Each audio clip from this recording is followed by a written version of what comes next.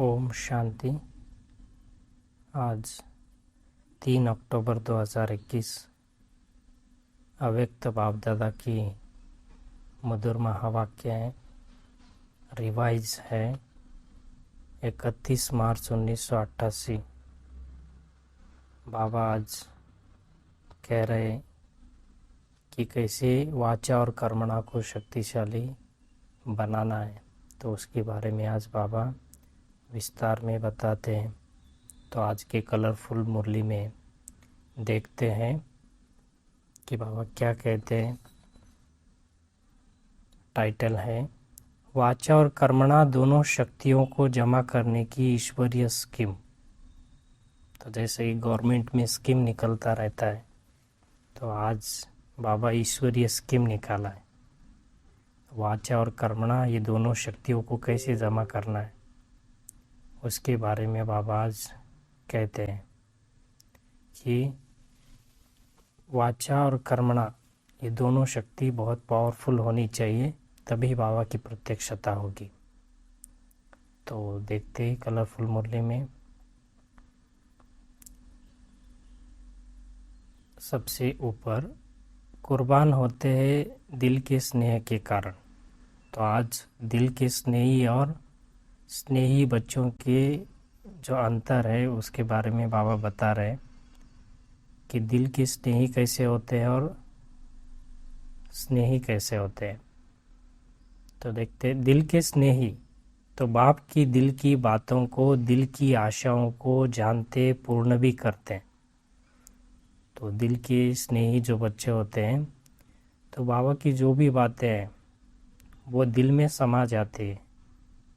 तो समा जाने के कारण और बोल और कर्म वो बाप समान होते हैं।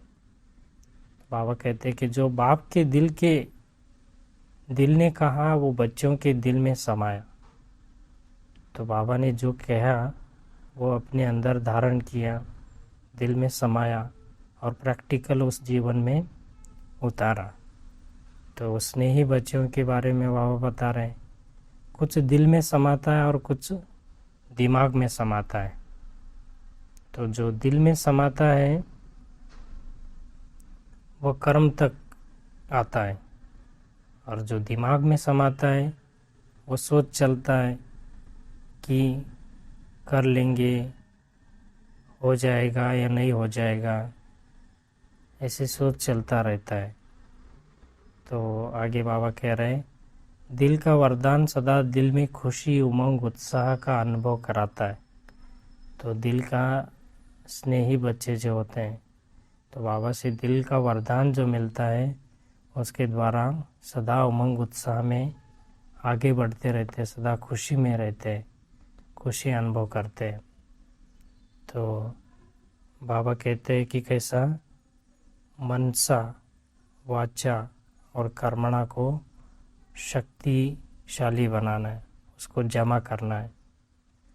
तो बाबा कहते हैं कि कुर्बान अपनेपन में अभिमान हो व कमज़ोर हो, दोनों का त्याग करना पड़ता है। तो कुर्बानी देना मना ना, अपनापन, अपमान, अभिमान, जो भी कमजोरियाँ हो उसका त्याग करना। तो कुर्बानी और कुर्बान, इसके बारे में बाबा बताते हैं। तो कुर्बानी देना है पूरी तरह से।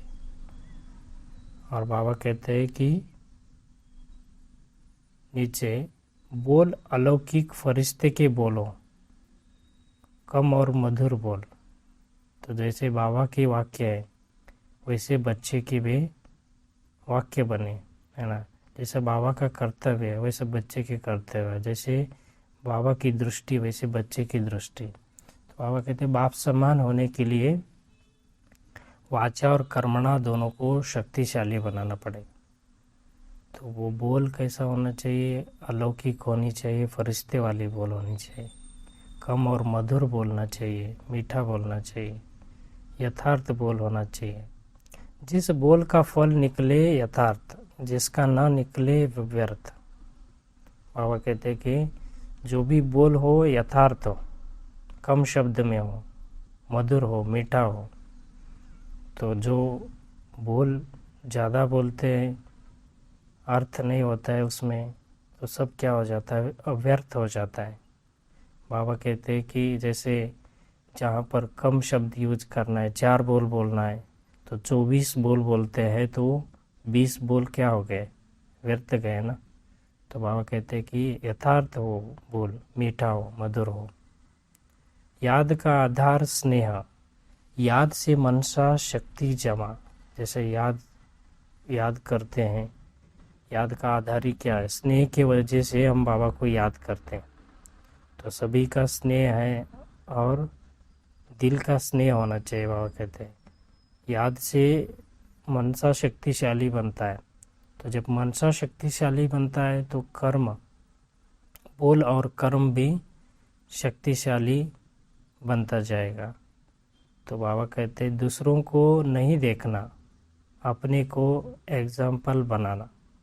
दूसरों को देखना नहीं है, स्वयं को एग्जाम्पल बना कर दिखाना है कि कैसे हम प्रैक्टिकल में बाप समान बन के दिखा सकते हैं। फरिश्ते के बोल हो, कर्म हो, फरिश्ते जैसी चाल हो। बाबा जब मिलते हैं तो बच्चों को टारगेट देते हैं कि ये अगले जब सीजन में मिलेंगे तो फरिश्ते जैसा बोल हो, फरिश्ते जैसा कर्म हो, फरिश्ते ही दिखाई दे, है ना। तो आगे बाबा कहते हैं कि मनसा शक्ति का दर्पण बोल और कर्म, है ना। जो भी मनसा में आता है वो बोल और कर्म में आता है। मनसा गुप्त रहता है, इसलिए बाबा कहते हैं कर्म और बोल दिखाई देता है। तो उसको शक्तिशाली बनाना है तो व्यर्थ बोल को मिटाना पड़ेगा, खर्चा कम करना पड़ेगा। इसका ही बाबा योजना बनाओ, स्कीम बनाओ, इसके बारे में कह रहे हैं। मनसा शक्तिशाली होगा तो वाणी कर्मणा शक्तिशाली होगी, याद की शक्ति भी श्रेष्ठ होगी। शक्तिशाली होंगे तो सहज योगी, है ना, सहयोगी, सहज कर्म योगी बनेंगे। तो बाबा आज उसके साथ साथ 3 बातों का अटेंशन खिंचवा रहे हैं। सेवा में 3 सेवा साथ साथ करो तो सफलता में नंबर 1 लेंगे।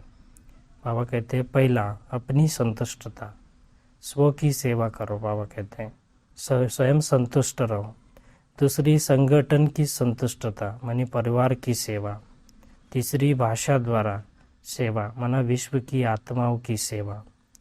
तो ऐसे सेवा पर अटेंशन रहेगा, खास संतुष्टता के ऊपर। अपने प्रति भी संतुष्ट रहना है, संगठन में भी संतुष्ट रहना है, और भाषा द्वारा ही विश्व आत्माओं की सेवा करनी है। तो ऐसा बाबा खास वाचा और कर्मणा के बारे में अति गुह्य रीति से मुरली में बताया। तो आज बाबा कह रहे कि वरदान में कल्याण की भावना द्वारा हर आत्मा के संस्कारों को परिवर्तन करने वाले निश्चय बुद्धि भाव। तो कल्याण की बाबा कहते भावना होनी चाहिए। तो कल्याण की भावना होगी तो किसी भी परिस्थिति में डगमग होने से बचेंगे। कैसे भी परिस्थिति आए, पेपर आए, कोई क्रोध करता है, इंसल्ट करता है, उसमें भी अपने आप को, है ना, शक्तिशाली बना कर रखेंगे। कौन रखेंगे? जो निश्चय बुद्धि वाले, है ना, निश्चय बुद्धि वाले, है ना, अपनी शुभ भावना द्वारा औरों के संस्कारों को भी परिवर्तन करेंगे। स्लोगन में है पवित्रता की शक्ति से अपने संकल्पों को शुद्ध ज्ञान स्वरूप बनाकर कमजोरियों को समाप्त करो। तो कमजोरियों को समाप्त करने का साधन क्या है? पवित्रता की शक्ति। अच्छा, ओम शांति। तो आपके पास भी ज्ञान रत्न होंगे तो आप कमेंट बॉक्स में शेयर कर सकते हैं। कोई प्रश्न है तो वो भी कमेंट बॉक्स में पूछ सकते हैं। ओम शांति।